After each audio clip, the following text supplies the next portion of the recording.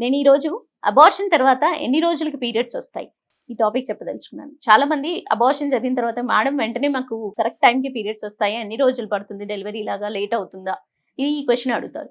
So వీళ్ళందరికీ నేను చెప్పదలుచుకుంది ఏంటి అంటే, అబార్షన్ 2 నెలలు జరిగినా 5వ నెలలో జరిగినా అబార్షన్ జరిగిన తర్వాత మీకు పాలు పట్టడం అంటూ జరగదు కాబట్టి యూజువల్లీ వాళ్ళకి 4 నుంచి 6 వారాల వ్యవధిలోనే వాళ్ళ పీరియడ్స్ అంటూ మొదలవడం జరుగుతుంది.